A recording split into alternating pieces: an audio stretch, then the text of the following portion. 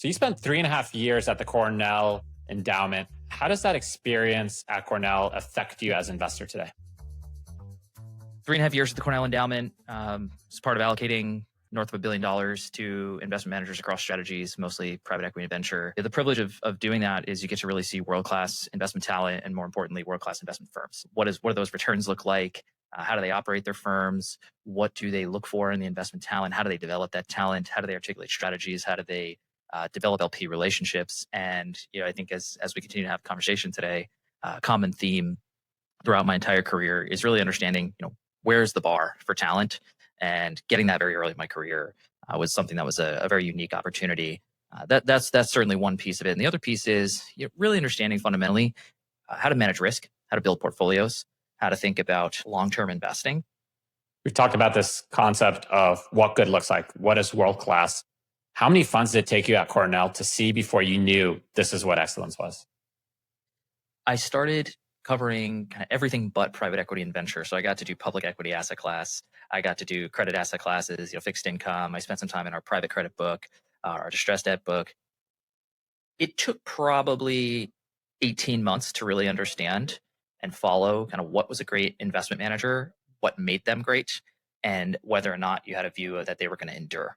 And I think a common theme was they took risk early in the firm's life cycle and were right.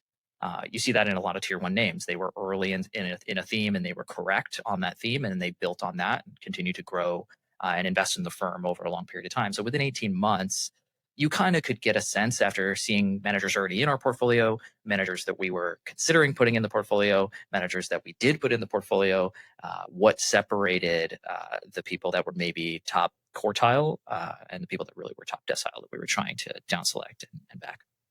Give me an example of a fund that was early and was right. What did that look like? One of my biggest points of pride is we were a very large backer of a fund called Bain Capital Life Sciences. And you've heard the Bain Capital name, but the life sciences strategy that Adam Koppel was running was a newer one for Bain. And I found him before he had even decided to go back and rejoin and was thinking about starting this up.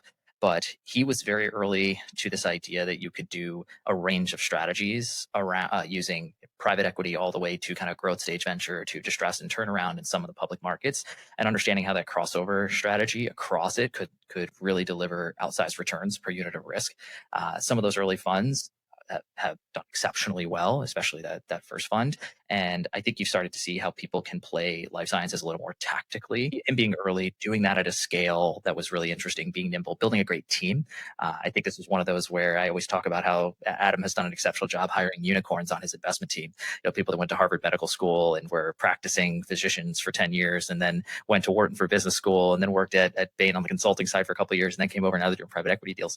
You're looking for these unique investment talents to execute a unique investment strategy. That's really a great example that I always think about. I'm really proud of. They were early. They pioneered this style of investing, and they built their brand by being early, by doing these types of deals. And then they cemented their competitive advantage and their moat through talent acquisition and scaling from that side. Exactly. Here's our fund one. Here's our strategy. Strategy was unique, timed really well from what was going on in the biotech markets at the time. They built a really deep bench of exceptional engineering talent. And then the most important part that you can't fake is they did what they said they were going to do. They executed the strategy they said they were going to execute. They did it thoughtfully. They exceeded expectations, and that earned them the right to raise the next fund and the next fund and the next fund be bigger than that and bigger than that. And it's that consistent ability to set expectations and exceed them. Any founder that's going to be great really needs to do that. It's really no different for any investment managers. Have a view on a market, or if you're a VC or an investor, have a view on a theme or a strategy, and then set expectations and exceed those consistently. That's really what we were looking to do. And I think what Adam and the team over there and Jeff did really well. The answer of how do you compete with incumbent? The answer is you go after a different part of the market. You have to carve up the market in such a way. And if you do a good job, that TAM of that market will itself compound. And you'll now be the incumbent from a $3 billion asset class to a $70 billion asset class like Dial Capital. Dial started, they had to educate everybody on GP secondaries, why they worked, why they were not zero sum, what value they could provide. And then over time, as that asset class grew, their AUM grew with it. So you have to pick the right market, because if you're just number one in a small market and never grows, you just have a small fund? Yeah, I think the way we think about this for founders is similar to how people can think about building investment firms that they want to be generational, where you want someone leading that who is presenting something that is kind of on the surface wildly ambitious or maybe borderline insane sounding, but in parallel, the person themselves is wildly credible and is substantive and can unpack their ideas. So you don't actually end up in underwriting the idea. It's about the marriage between the idea's ambition and the credibility of the person pitching it. You come back to this example of Adam and Bain. Adam was an exceptionally credible human being. He was head of strategy at Biogen. Before that, he actually ran a hedge fund strategy at Bain Capital. I forget what he did earlier in his career, but you knew what he was presenting was highly credible. And it was different enough that you said, okay, this is different from a credible person. He's got an insight, right?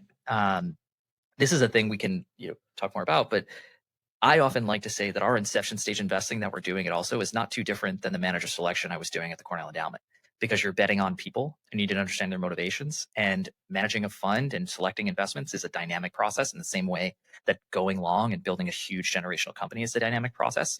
So what you want to take is a sufficient degree of risk, but know that the person that's kind of piloting the airplane has a ton of credibility and they might see something. They have an insight that is really unique. Going back to Cornell, you invested into the first seed fund for Sequoia. You were in other first-time funds that grew up to be fourth, fifth-time funds. What are some characteristics that you found in those managers that maybe you couldn't see for 18 months that said, this is going to be a top decile perennial performer? The common theme is, has this person consistently won throughout their career? When you're doing venture, right? Power law asset class, not high uncertainty early on, you're kind of looking for people that have a history of exercising great judgment in the face of uncertainty. And that's true for most investment strategies, but especially for venture. So when you saw a GP who previously had successes, significant successes, that you could attribute to who they were as a person and how they approached their work on a day-to-day, and they were taking that experience and porting it over to something totally different that hadn't been done before, we'd love to see that, right? Adam ran a hedge fund successfully. He then was head of strategy at a successful public biotech company. And then he ran a hybrid venture, private equity, liquid market, private fund strategy, not even a hedge fund. So you're saying, okay, this is a person who understands, has a lot of mental plasticity, has done the first principles thinking and said, this is a place where I think we can have edge based on my first principles judgment. Let's go run that strategy. And we loved seeing those kinds of people. And when you found them, that's really where we liked to lean in. You hear this concept of edge. What's your edge? How do you articulate what your edge is? The way we think about edge is, we're not smarter. We don't try to be smarter. But what we do say is edge is the risk we're willing to take that most others aren't. Edge is not a free lunch. Edge is informed perspective on a risk, which means maybe it's a little less risky for us. Edge is the ability to tilt the odds, which means on an adjusted basis, it's a little less risky for us. So understanding step one, what is the risk I'm taking? And step two, am I uniquely situated to reduce that risk relative to the competition? The output of that is your edge. And that is very much how we think about it. And we'll talk about also in hard tech and how that all plays in. But that's where you talk about sector specialists. It's another way of thinking about why a sector specialist maybe has an edge. You talk about certain generalists. Why do they maybe have an edge, right? What risks are they willing to take that others are not? And why? And can they articulate why they're comfortable taking that risk? That's really kind of what you're looking for when you're backing managers, is what we look for when we select companies. It's what we look for when we bring on investment talent, really isolating that risk and understanding why we're uniquely situated to take it.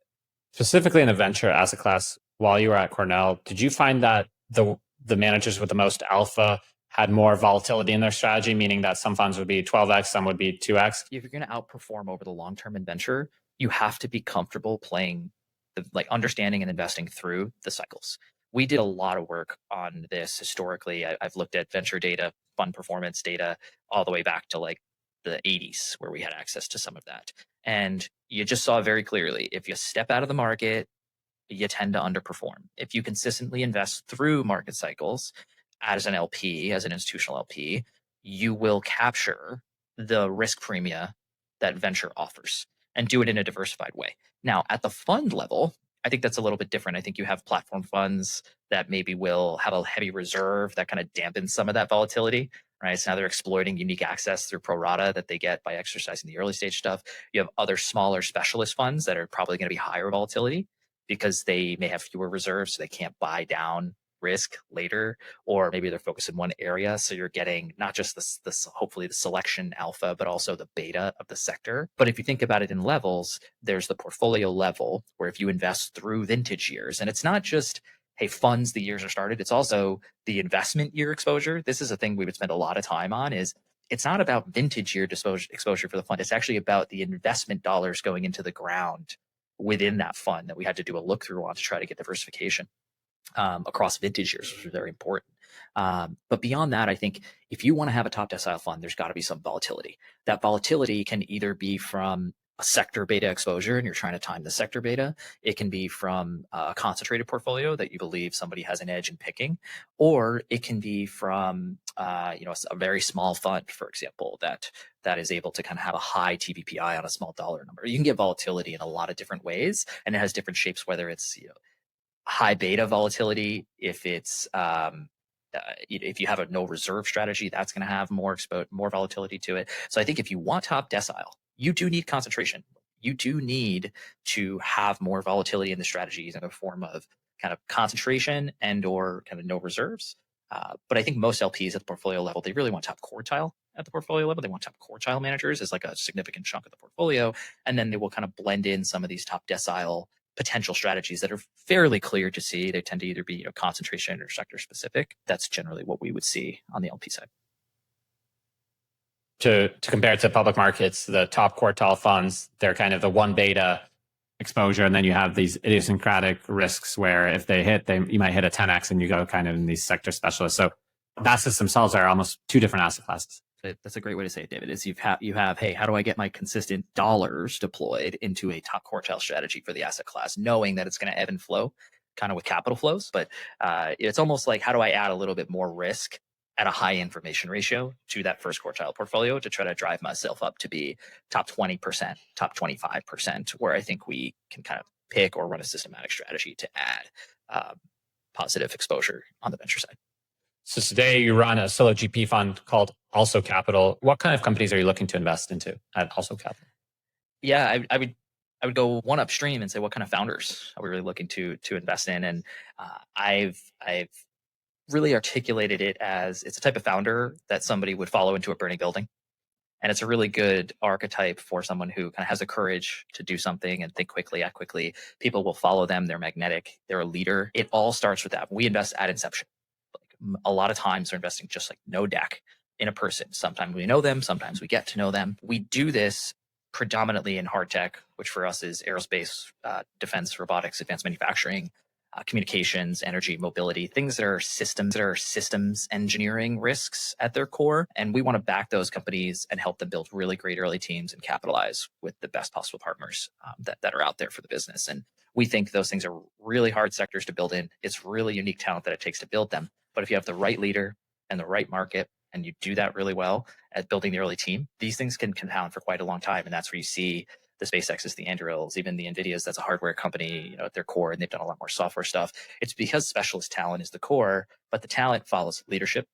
So for us at the core of it, and as I think about also over many, many years, the thing that can't change is the type of person you're looking to back. And it really is that person that you would follow into a burning building. These founders that you're backing at inception that are going into these burning buildings, are you also looking to taper that with some form of realism? So I haven't shared this publicly, but I do share it privately with friends. So this will be the first place that I'll share publicly how this idea we have. So we have this idea of starting a totally separate fund that would just back amateur pilots. And you would say, why do you want to back an amateur pilot? What's so interesting about an amateur? An amateur pilot is actually the best characterization of a founder who is risk seeking, calm under pressure, does not take extreme risks that would put their own life at risk. They want to do things. They're disciplined. They want to learn, right? And they are magnetic in the way they do it, because flying can be, a group activity. It's not always by yourself. And that person is always calibrating. They want to push risk, right? Flying in a plane is risky. Amateur piloting is risky. But if you are disciplined and you are cool under pressure and you can kind of be responsive to things that may happen that are unexpected, that is the archetype of the best founders, right? That is what the best founders do exceptionally well is they push risk, they do it in a measured way, but they're also able to adapt to unforeseen circumstances. They're able to be reactive and make smart decisions under pressure, exercise sound judgment. You don't want people that are taking insane risks, right? I want a founder that's going to take a smart risk that they feel they can manage, that has the discipline to do it consistently, take smart risks and stack those over time, right? You start to, you go, you learn, you go to pilot school, then you get instrument rated, there's ways you can keep stacking more risk as you continue to learn and grow. And I think the same analogy holds for founders that we're trying to back. I'm wondering if these founders have to even be risk taking, or if they have to have the ability to go against the herd. So a lot of these great companies are built on first principles thinking that goes away from consensus views on what should or should not be possible. Blake Scholl is a good example on this. Nothing that he's created, at least in the first few years, defied physics. None of it was even not something created before with the Concorde. But he was able to go against conventional wisdom, and he had the ability to be ridiculed and to sustain this kind of outside criticism that I think is extremely difficult for human beings to have because of the way that we've been evolutionary wired to kind of be these social cohesion creatures, make everybody like us so that we don't get kicked out of the tribe. So I wonder whether it's really what might seem risky to somebody that's really focused on other people's opinions may actually be not very risky and just might be the quote unquote right answer. We talk a lot about one of our big pieces of diligence as a hard tech investor is, does this violate the laws of physics? And a lot of times it starts there. That's a hard one to overcome. It's a hard one to overcome. Or is it just too many miracles to be able to get to the end state? But if you take a step back, entrepreneurship in its purest form is about coordinating resources and creating more value than it costs you to acquire those resources, right? So if you take a super non-consensus view on a thing, right, it could just make it harder to acquire those resources, which means the upside needs to be significantly greater to compensate for how hard it was to get those resources. All of these things are kind of you can calibrate all of these things, which is if I want to be first person who's going to build a department store on Mars, right? Like, how many things have to go right to be able to be the first one to do that? That feels very, very hard. If you take something like Blake's doing with Boom, which is incredibly ambitious, but can be broken down into a series of steps that can be followed and milestones that can be de-risked over a series of time, over a period of time. I think it's about the judgment of the entrepreneur and the ability to kind of bob and weave through the company journey to convince other people to continue to give resources. And resources are certainly, cash, can be, customer attention, but it should also be engineering talent. With Boom, which is incredibly ambitious, but can be broken down into a series of steps that can be followed and milestones that can be de-risked over a series of time, over a period of time. I think it's about the judgment of the entrepreneur and the ability to kind of bob and weave through the company journey to convince other people to continue to give resources. And resources are certainly, cash, can be, customer attention, but it should also be engineering talent, business talent, operations talent. All of those people are giving their time. And that is actually the scarcest resource for any of these things that people want to build that are truly ambitious, is the time of talented people and the opportunity cost of that time. So for us, that ends up being where we spend a disproportionate amount of our effort in trying to understand why you as the founder think you can take incredibly talented people and get them to give you their time. Most of our best founders have clear answers to that are either insight-based or more often relationship-based, of their own reputation and their own credibility, to come back to this idea of extreme credibility within a niche. Another way to look at it is these founders, if they're going into a non-consensus bet, they have to have both very high IQ and very high EQ. They need very high IQ in terms of coming up with first principles thinking and looking at a space with different lens, with physics backed versus consensus backed. And then they need to have very high EQ because they need to have this era of inevitability that they could communicate both to early hires and also to venture investors. I would argue that if you could take it to the extreme, if you could raise $100 million seed round, you could convince the talent to join. But then you could also say if you hired 10 of the top 20 engineers at SpaceX, you would have no issues raising the $100 million seed round. So I think it's potato. But I think that ability to both be super high IQ, be contrarian, but also be able to break things down and make it very obvious why you're going to succeed. I think it's an extremely small subset of people that have these kind of concentric circle of skills. I wholeheartedly agree.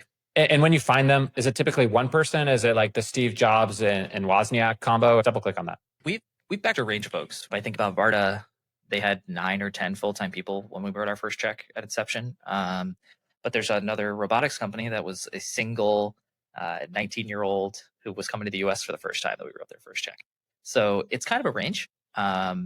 We are primarily looking for early signs of leadership, self-awareness, discipline, long-term vision, ambition, kind of these softer things that can show through least often with words, most often with actions and track record and timing, and really understanding who is this person, where are they in their life, why is this the thing that they're going to go do. And we talk a lot about this heuristic of, people in the prime of their career with the risk appetite to go do something truly generational. And that window of people is incredibly narrow. Give me some tells of these individuals that are able to demonstrate their ambition behaviorally versus saying, I'm ambitious, I'm going to do whatever it takes to become successful. I'm sure that 10 out of 10 people will say that, but what's a leading indicator of someone that you think could be extremely successful? So I'll break it up. I think there's track record elements, and by the way, it has nothing to do with age. It really just has to do with finding early examples of the founder's DNA where they consistently pursued excellence, competitiveness at ideally the highest levels and increasing levels of competition in whatever it was. It can be Formula SAE, it can be Math Olympiad, it could be a science fair, it could be athletics. It doesn't really matter. It's very hard to teach the competitive gene. It's very hard to teach discipline to somebody who's now 25 years old starting a company. Most times you can see the shoots of that in their track record if you're willing to ask those kinds of questions as an investor. A lot of founders that take calls with us, one of the things we often hear is like, this is not like a founder call that we do with most other VCs that ask us about our business and our traction. I said, well, you're the pilot. I want to come back to that reference here. You're the pilot of this plane. Like, I want to know what's going on in the pilot's head because I can't be there every day coaching you through. I need to know, who's in there making decisions, and those decisions will compound. When it comes to, so that's, pre our engagement, post our engagement, language is really important. How people engage, how they make you feel. I think some of these things may sound soft, but humans are very complex beings. Like biology is very complex. But when you get enough reps of seeing these companies and you've been in a couple outliers and you can kind of recall what you saw at the early days of an outlier and then kind of track it through, your gut is often a very good indicator that somebody is sufficiently ambitious. And you can tell how confident they are in what they're selling. You can tell by how clearly they can identify and isolate the risks. You can tell by how they kind of quantify what that risk is. You can tell when you ask questions like, why do you think this company will fail? Right? And the more it aligns with your own intuition around that, and the more self-aware and humble they are as a founder to be able to say those are the risks, that actually tends to correlate a lot with ambition, because they're going in eyes wide open and still talking about taking the big swings. So it means they know the risk they're going to take, especially for hardware businesses where it's hard to like pivot these things. It's just like white knuckle your way through it. It's really important to have that clarity of thought super early in the company, and then have that person be able to bring you as the investor along with them on the journey and make you feel like you're part of it. I think a lot of people intuitively grasp what it means to be very disciplined. Everybody's had to go to school, turn in homework. A lot of people grasp this idea of chip on their shoulder. That's why so much of Silicon Valley is immigrant or second generation immigrant. Tell me about competitiveness. What exactly does that mean? And is this lack of competitiveness, and is competitiveness a necessary factor for the power law outcome? Yeah. When we talk about kind of what we want our companies to be, how we think about the culture within the companies we're trying to back and the founders, it's two parts that are equally important. We want founders and teams that have fun, first and foremost, but also play to win. So startups are hard. I ran it, we didn't talk a ton about my background, but I ran a hard tech business for 7 years. Took it from inception to Series B, hired 30 people, built a 25,000 square foot pilot plant, kind of through all the ups and downs, managed it through COVID. If you're not having fun, it's very hard to do your best work. It is hard to attract great talent. It is hard to present well in front of customers. It is hard to raise capital. It's amazing how often that just shows through. But one can over-index on fun and just kind of have too much fun. And the way that is you focus on playing to win. It's not just about fun. It's about having fun, but understanding the goal we're playing towards is not, we want to change the world. I think that's fine. That changing the world is an output of having fun and playing to win consistently over a long period of time. But playing to win is, hey, this project is due Friday. I know it's Tuesday. Get it done on Friday and make sure you get it done on Friday. Why Friday? Well, because Friday allows us, if we get it done by there, we can move to the next thing next week. And it's that little bit of competitiveness. Hey, we need to beat this other company for this customer because we just want to win. We want to create a culture of winning, and we're going to do it in a fun way that makes people want to keep coming back to work and staying until midnight and coming in on a Saturday or Sunday. That's a culture thing. But making sure that you kind of have both of those is critically important. And the competitiveness comes in the play to win part, but doing it in a way that is like healthy and values aligned, I think is really important for longevity of these businesses. I think anyone that has a short-term mindset on we need to win in a zero-sum way in the short term, in the long term, that creates toxic culture that can create challenges in the business over time. So really building that strong foundation and bottom up that focuses on the fun part, but also how do you win and being competitive against your competitors. I wonder if this play to win could be reframed as this sense of urgency. I was listening to podcast about Elon Musk, and he always creates these crazy senses of urgency. So when he's at Tesla, he'll say every day in 10 years from now, we're going to be at 100 million revenue, or we're going to have 10 million revenue every day. So every day that we delay that, we're losing 10 million in revenue. So he has a way to basically bring the future forward and make that urgency today. Yeah. I think of urgency as a necessary precondition to winning big in the long term. But urgency without direction and urgency without consideration for whether we're right is not enough. That's actually a recipe for burnout. Consistent urgency with no clear direction is a recipe for burnout. Understanding that what matters is winning, what matters is revenue, what matters is enterprise value growth, what matters is delivering products on time or ahead of schedule. Those are versions of winning. What matters is, taking the late night interview to hire the engineer and you get them from your next competitor company. Those are clear quantitative measurements of victory. So while urgency is definitely the precondition for long-term big wins. There's this meme in Silicon Valley that burnout is not an effect of working too hard. It's an effect of working too hard for a long time with no progress. To what extent do you believe that to be true? I totally agree with it. I wrote a post about this, maybe 6 months ago or something like that, where it's how to find your next job and what you're looking for in your next job. Three things that I highlighted in that post. And one was you're seeking agency, the ability to make decisions. Number two, you want to have your work. You want to understand how your work directly translates to economic outcomes for the company. And number three, you ideally want it to be something you're excited to tell your mom about, whatever it is that you're working on. And if you have those three and you're doing those consistently, that's a great place to be.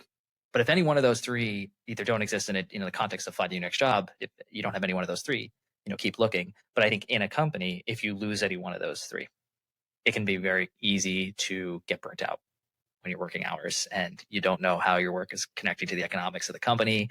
You're no longer proud to tell your mom about what you're doing, or you lose agency and you kind of just become a cog. The longer you can preserve those three things for your company internally, the faster you're going to compound as a business.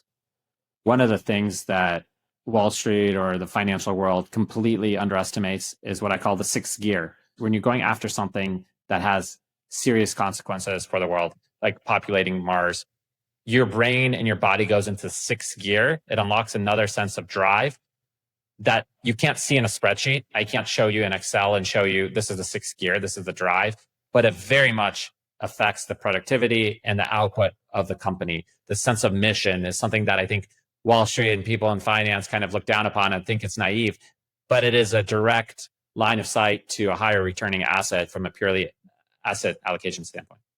Yeah, and I think the way that most often shows through would be through better employee retention, right? It would be through high recruitment success rates. It would be through faster delivery timelines, and all these things are things that have outputs that investors understand, right? Fast inventory. So maybe it is in the spreadsheets. Talent. Yeah, it's in the spreadsheets. The second order effects are in there. The second order effects. This is a really interesting thread that you pull on with that, though, because I think a lot of people understand the language in that second order effect, but the people that can truly drive alpha are the ones that understand the individual independent variables that are predictive of those more well understood, legible views of success. So if you can walk the floor of a factory in El Segundo and get a feel for whether or not this is a convex or concave type culture in terms of where it's going in 6 months, you could start betting today on that business confidently because you know how these variables are correlated. You know what the correlations look like. So the more time you spend in any area, look at the people who will tell you they've been doing it for 30, 40 years. They can go walk a factory floor, or they can go to an office, and they can just kind of get a feel on what the direction of this company is 6 or 12 months down the line because they kind of know where to look. Talk about AI. AI is obviously affecting everything. How specifically is AI affecting the hard tech space? Is it more prominent? Is it less prominent? It's really three ways. First one is AI certainly accelerating the potential, the design cycles for a lot of hardware. I think that's really an interesting one that will accrue significant benefits to existing players that have kind of platforms that work, and then they're doing their Rev 2s, their Rev 3s. If they can do that faster, it makes it harder for net new incumbents to kind of come in and be able to out-design them. That's one. I think the second is, things that are like AI-driven control systems. You see this a lot in robotics, where you can have extremely general purpose robotics, which would be the dream. I think that is the intersection of hardware and software where AI is kind of having an effect on the potential surface area of applicability in robotics. The third is edge use cases. So if you think like edge IoT, sensors, where you can have running AI locally on edge devices that can get much greater information, predictive intelligence with much lower power than you could have had before versus, 5 years ago with what you had to do and like kind of stream the data straight to the cloud. If you can do AI at the edge, now all of a sudden the predictive capabilities that you have for remote deployed systems and edge IoT, the ability to do responsiveness, all gets, goes kind of parabolic, if you will, from a capability standpoint. Whereas AI meet the hardware to this point, but that's where we've started to see it really play out. And you have this unenviable challenge of finding startups in the hard tech space before they really break out. What are those leading indicators that you're looking that might signal to you that this might be the next Anduril or SpaceX? It always starts with, do I think this founder can be the next Palmer Luckey or Trey Stevens, to use Anduril, or the next Elon? And I think that's always the archetype of, that's an example. Do you think, just to push back on that, do you think Palmer Luckey could have pivoted to another industry and been as successful? Obviously, he started a successful billion-dollar company before, but do you not think that the industry was really pulling him towards that? Do you think a combination, or do you think there's just those special founders that could succeed in anything? I think there are special founders who are talent magnets. And to come back to this idea of following founders into a burning building, you can bet there were tons of founders that, tons of people that worked with Palmer, worked with Trey, worked with Brian and Mekrim at Anduril, or, worked with Elon, that followed them, whatever they were doing. And why did they do that? Well, because they trust that founder's judgment that this is a good problem, well-timed, that investors will fund this business, that they want to go on this very challenging journey with them. It's an engineering challenge that is very hard, but has a very clearly defined scope. I think a lot of these big companies started out that way. Even rockets, right? If you look at SpaceX in the early days, rockets were not new, right? It was, hey, we're going to make them commercial. It was a big challenge, but Elon was an inspirational leader to do that and have people come work for him to go after that problem, have a culture that pushed the envelope from an engineering perspective, which was naturally magnetic to the best people early on that wanted to go take that risk with him. For us, to your question, how do we identify people early? We want to understand who's following you. Why are they following you? What is your edge in getting those people to follow you? Right? How do you articulate what that is? And it could be a track record. It could be, I worked on this. And then you can reference that. You can kind of, through the network, try to understand like, how real is that? And then you pair it with, hey, are we building some small component and then we don't know what we're doing after that? Or is this company more about this person who has a vision for 10 or 15 years from now that is baked into what is almost an ideology at its core? The business is an idea, and anybody who works at this company is bought into that idea and is a worldview that they think is unique and they're excited to talk about, and they convince others to believe in that over time. And that worldview monetizes through selling spacecraft or nuclear reactors or all these other kinds of things. But you have to kind of have that person at the top that can unfairly aggregate talent in an area that they have a unique perspective. And if you have those two things, then we can take that risk with them. But it's amazing how rare it is to find somebody that has a truly unique point of view paired with, I'll come back to this idea of like insane credibility from a track record standpoint. Said another way, the customer in the first stages of a hard tech startup is the engineer. There's a story, there's a Stanford professor, and he said, there's a small company called SpaceX, and they've recruited 5 of my top 10 engineers. And Elon set up a meeting with him. And very early in the meeting, the professor figured out that Elon's trying to figure out who the other 5 top engineers are that went to SpaceX. So I think this ability to attract these top engineers is something, again, it also doesn't show up in the spreadsheets until a few years out. If you're Palmer Luckey, you're Trey Stevens, you're Elon Musk, it's quote unquote easy to attract that talent today. What about before they were brand names? What are some leading indicators of that? Yeah, I think I would say it's never easy to attract talent, but it's very easy it's much easier when you've got people that you've worked with before that really love you. They find you to be inspirational and a leader. So that's part of it. If you're still 18 years old, right, and maybe you don't have 10 years at a SpaceX that you could draw on people that you worked with in real commercial products, I think there are still evidence of leadership capabilities in people that, if given enough time and patience, will show themselves in the form of a company, if that's what that person wants to build. So, was this person captain of the soccer team? Was this the person that people always came to when they had a problem? Can you ask them about some of that? Where did they grow up? Was it an entrepreneurial family? What did they learn from their parents that might have been entrepreneurs about doing this? What was it like? What did their uncle do when they were growing up? And did they really live this idea that it is about people? And have they learned that being a great founder is really about being a great, servant leader in many ways? You're managing, in some cases, like heavy egos. If people are very talented, you're managing investors, you're managing customers, you're managing the vision of the business, and doing all of that means you are serving many masters as CEO. You are not the boss. You have many bosses. There can be microcosms of that, whether it's in athletics, it can be in, I used Math Olympiad before. You can talk about that. What is the competitive or debate, right? I think there's archetypes of founders that were former debaters that are really amazing at articulating vision and making arguments. There are these little things early in one's life that can be highly predictive of the potential to build a great team.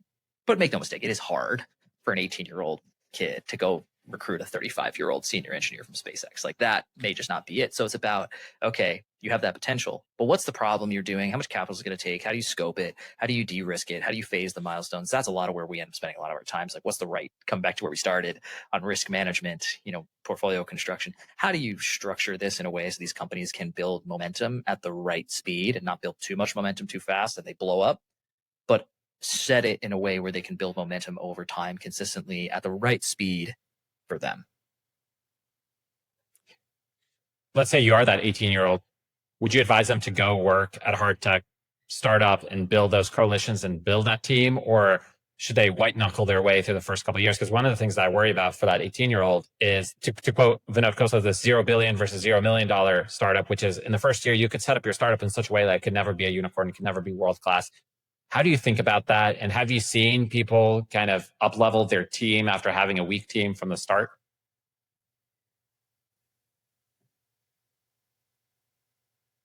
I think it's very hard to change team culture after the first 5 people. But I don't think there's only one culture that builds a generational company. If I use hard tech companies, like I'm sitting here at Varda, I think we went, clean sheet to recovered capsule in 3 years. That doesn't happen with people who've never done this before. It just doesn't. There's risks that this team didn't have to take because they'd done them before.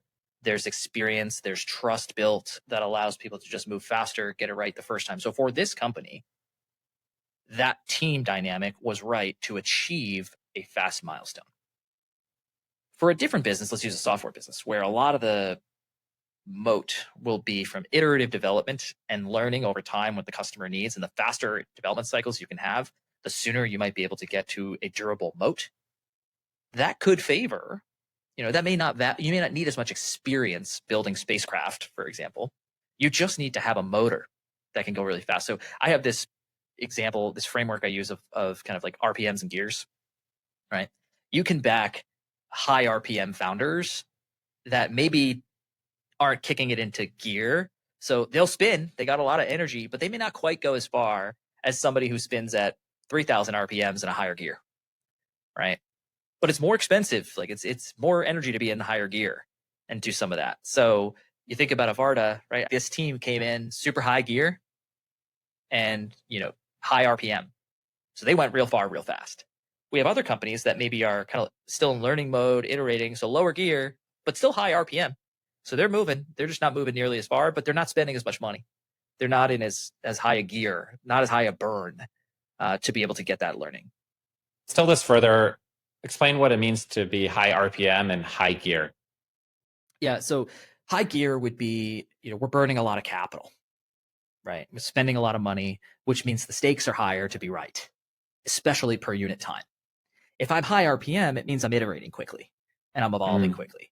So if I'm iterating, it becomes important if you have a high gear, high burn, that you're right. And you're much more likely to be right if you have a little more experience and you're building in a space where the experience is directly valuable, right? Like it's not, building a space capsule is not a mystery. People have done it before, but you want to do it right. So there's high burn, but you got to build it right, but it's not a mystery. If you're doing a software business or a consumer app, you can't have high burn for that because you just kind of got to iterate and navigate the idea maze and through the uncertainty. So you want to have fast iteration cycles, but you want to keep burn low until you figure it out. And then you kick it into gear and maintain high RPM, right? A lot of hard tech companies end up high gear, high RPM early on. And the ones that get it right, they go really far. The ones that struggle are either low RPM, high gear or low gear, high RPM. So they're just not really going that far and they get behind. Said another way, in software, you want to get product market fit. So you talk to customers, you figure out the right product, then you raise a bunch of money and you just copy paste. You go from one salesperson to town salesperson. There's no technical invention that needs to be made to get from 1 million to 100 million. Then there's just a sense for how big the market is and other competitive forces. In hard tech, why is it different? Give me a specific example. Yeah, in hard tech, these things are not mysteries. It's, hey, we've got a company, K2 Space. They're doing some very innovative stuff, integrating components and subsystems that have been built in-house, building an entire supply chain.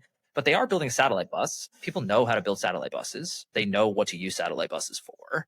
They know what they could do if they had more power or a bigger bus or could get more to mid-Earth orbit, MEO faster. That stuff's not a mystery.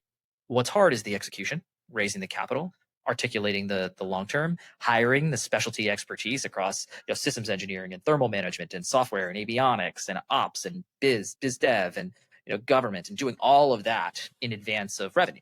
Right, that's a hard problem to solve. But the idea is if you can bring talent and capital together and time the market right and have a unique insight on why you should bring the talent capital together to go after this market, it's hard to replicate that. Right, so it becomes high gear, big bet.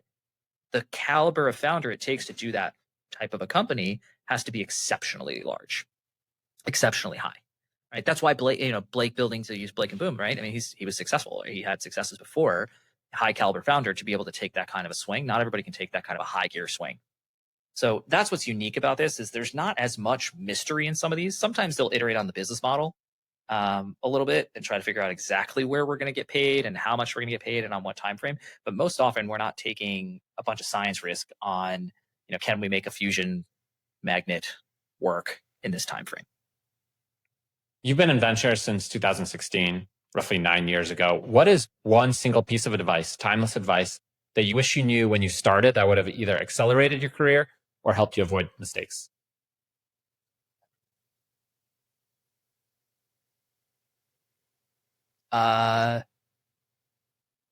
You don't have to be in every great deal. You just have to be in a handful of really good ones and own a lot of them. I think early on, there's a lot of chasing. There's a lot of, need to see this. Like, how do I see this? Like, I want to see that. Over time, I've kind of learned, like, be a long-term partner to founders and do things that are useful to the great people in your network. And with time, you will have a right to see great people and write them early checks that are meaningful. That's really what this game is about, is the daily behaviors need to be magnetic to great people. And then you need to structure your capital and your approach and your strategy in a way that you can bet meaningfully on those people when those opportunities arise. The best opportunities we had, in one way, were serendipitous, but the serendipity was definitely correlated with the day-to-day activities of how we were spending time with people, how being naturally curious, being helpful to people, and staying in touch, and then those things coming around, staying top of mind through social awareness and other kinds of things that make people think of you. Those things all kind of add together to say, hey, look, you don't need to chase every deal, because you can build a reputation as someone who chases. And that's not how you get, into great deals at great prices and get invited to participate with really awesome investors. How you do that is if you're disciplined, brand has signal, you do independent work with rigor, and you bet on your people, and you're really betting on the quality of your network. I think that was a realization for me years ago. I said, like, our network is what it is. I think it's going to continue to get better and better, but let's bet on the people in our network and let them pull us up. I think that realization really gave me clarity of mind for how we were going to perform over the long term, and just let it compound over a long period of time. Same thing could be a really good thing or a bad thing, depending on how you label it. Chasing deals. I understand that there's a negative connotation to that you're literally chasing a deal, but what does that even mean? How do you know that you're chasing a deal? There's a thing. It's hey, have you heard of this company? Okay, should I go find out? They're doing a round. They have this. They have the lead investor. You try to get this thing. Yeah. They're doing the round. They have this thing. Or like, this person's starting a thing. It's like, okay, so should I go try to get in touch with them, find out what they're doing? And it's not that in a vacuum. It's that ideally in venture, you're kind of as disciplined and systematic as you can be. So if you're willing to do that one time, you should be willing to do that lots of times. And if you do that as a recurring behavior, it can take up a lot of your energy. And the output of that most often tends to be, you pay a more full, high price. You have more you're really looking more at an auction, which makes it harder for you to really have good information. You don't have the time, most likely, to get to know the founder. And if your model is, to my point of, like, we underwrite founders, like, really wanting to understand them and their track record, like, it's really hard to do that well if your 40% of your book is in deals that you're chasing, instead of having 80% of your book in deals where you're getting to know people, and then coming back to the risk you're willing to take. Like, maybe we take a risk where, like, the initial TAM is not clear or not obviously large, but we're betting the founder has enough ambition to go expand it, right? Maybe we're taking the risk that, like, there's two other companies that people would say are kind of competitive to this, but we think this founder is compelling enough that the team they're going to build is going to make them viable. And we'll take that risk alongside them and get paid well when we're right. I think that is how we think about where we're most comfortable. And it's also a function of how we're set up, right? Solo GP, it's me and one full-time analyst. That's it. We're resource constrained, which means we have to be disciplined in the box that we kind of look for and how we play our game. In an infinite resources of capital and time, you might chase deals, but given that you have both finite capital, you need to chase alpha. In finite time, you have to focus on the deals that you have the highest likelihood of winning. That's right. But I think there's also a second piece, David, where I think success in venture is very, it's reflexive to a degree, right? How many great venture firms do you get to know as, like, venture firm X, they were the first investor in Y. And anybody who's building something that is, like, adjacent to Y will call venture investor X, right? The more deals you do, the more you average your signal towards the average performance of those deals. The fewer deals you do, the more your signal is the average of the good performers that you have in your portfolio. So it's interesting. There's this interesting dissonance, because the math says do a lot of deals, but the math also says a few number of companies, like an Elon, drive all the returns, right? An Anduril, right? So what behavior gets you exposure to an Elon? What behavior gets you exposure to an Anduril? It's probably being more disciplined on the volume of stuff that you're doing, so your brand has signal, because the best people want signal to solve what problem? Hiring great engineers, raising great follow-on capital to go after significantly ambitious problems. So we've kind of chosen to say, like, we know the math. We get what the math would say in terms of like invest in a lot of deals, but we also know that the math says a couple companies matter. And when you unpack the founders of those couple companies, most times you wouldn't have access to them unless you were in a network of people that had a density of outliers. So we've chosen to say, how do we optimize to be in a network that has a high density of outliers and ride with those people? We'll go as far as they'll take us. I have somewhat of a paradoxical belief. A lot of people think that it's unknowable at pre-seed. I call it complete bullshit. And here's why. Some of the best portfolios of all time, the two of the best funds ever, were not funds. They were David Sacks's angel portfolio and Mark Andreessen's angel portfolio. Why? Because they knew these people. Therefore, they weren't knowable. Maybe you could say, well, maybe you had to work with them for 5 years and therefore it's not very scalable, but it is knowable. That doesn't mean that every investment that you make, you have a 90% chance of success. It might be 10% versus 2%, or it might be 7% versus 2%. But there is a significant edge on doing the work and knowing the people that I think a lot of people dismiss as some kind of playing the lottery. And I think that's an unsophisticated and lazy view on market. I think that's right. I think it's also what work you do, David, right? I think if it's, hey, we did the work on the market and we read the Bain report and the McKinsey report. It's like, if you're reading a Bain or McKinsey report at pre-seed, you've already lost, right? But did you do the work on the person to understand like what motivated them, like what story, who wronged them or who inspires them, and really understand how you tell that story? We've got a founder whose like motivation is to retire his mom, who came to the US from Eastern Europe and was a doctor there and had to go to med school again in the US to get a degree. And like his dad passed when he was younger, and like the mom raised them up, like the him and his sister. And it's like this amazing story that you realize, like, what's the fuel to keep going? Like, that's actually a scarce resource, right? Is the fuel to keep going. If you can identify that really early, like these are the types of things you're trying to find in founders that can go the distance. As society becomes richer and the bottom floor keeps on going up, and now everybody's well fed, everybody has good schooling, everybody has good healthcare, that edge becomes even more important, because what is going to fuel that founder to stay up and spend 18 hours a day if they have all their basic needs taken? You need that chip on the shoulder. You need that ultimate purpose that's kind of pulling them away from their comfort. Yeah. Mike, this has been absolute masterclass in deep tech and nerding out on how to find the next Elon Musk, the next Palmer Luckey, the next Trey Stevens. Thanks so much for jumping on the podcast. Look forward to continuing the conversation live. Thanks for having me, David. Thanks for tuning into that conversation. If you love that conversation, you're going to love the episode right here.